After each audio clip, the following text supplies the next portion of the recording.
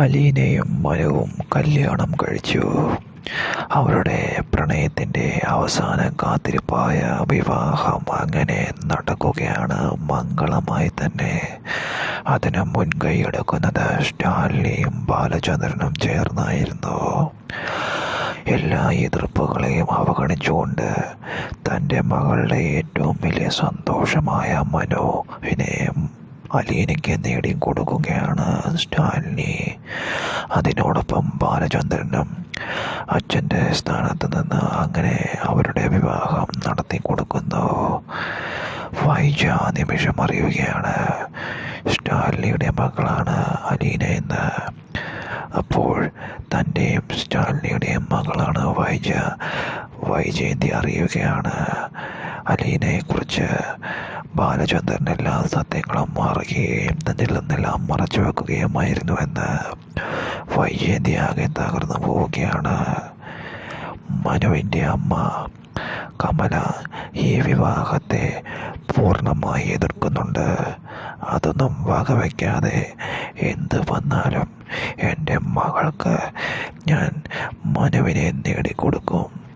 അവർ തമ്മിൽ പ്രണയത്തിലാണെങ്കിൽ, അവർ വിവാഹം കഴിക്കാൻ ആഗ്രഹിക്കുന്നുണ്ടെങ്കിൽ ഏതു ശക്തി എതിർത്താലും ഞാൻ നേടിക്കൊടുക്കുമെന്ന് അലീനയുടെയും മനുവിൻ്റെയും മുൻപിൽ വെച്ച് ബാലചന്ദ്രനും സ്റ്റാലിനിയും വാക്കുകൊടുക്കുകയാണ് ചെയ്യുന്നത്. അതിനെ എതിർത്ത് നിൽക്കാൻ കമലയ്ക്കാവുന്നില്ല. മനുവുമായുള്ള വിവാഹം ആദ്യം സ്റ്റാലിനി എതിർക്കുന്നുണ്ടെങ്കിലും തൻ്റെ മകളുടെ ഏറ്റവും വലിയ സന്തോഷമാണ്. അവൾക്ക് വിവാഹം കഴിയുകയാണെങ്കിൽ ജീവിതാവസാനം വരെ മനുവിനോടൊപ്പം മാത്രമേ സന്തോഷകരമായി ജീവിക്കാൻ സാധിക്കുകയുള്ളൂ എന്ന് സ്റ്റാലിനി മനസ്സിലാക്കുന്നു. അങ്ങനെ മനു അലീന വിവാഹം സന്തോഷപൂർവ്വം നടത്തി കൊടുക്കുകയാണ് സ്റ്റാലിനിയും ബാലചന്ദ്രനും. എന്തായാലും അധികം വൈകാതെ തന്നെ ഈ ഒരു കാത്തിരിപ്പിന് വിരാമമാവുകയാണ് ചെയ്യുന്നത്.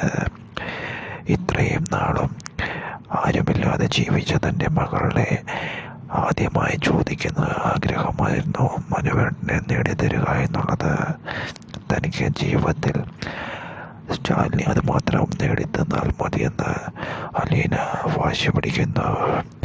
എന്തായാലും അലീനയും മനുവിനുമേറെ സന്തോഷകരമാവുകയും അവരുടെ ജീവിതമേറെ സന്തോഷകരമാകാൻ പോവുകയുമാണ് ചെയ്യുന്നത്.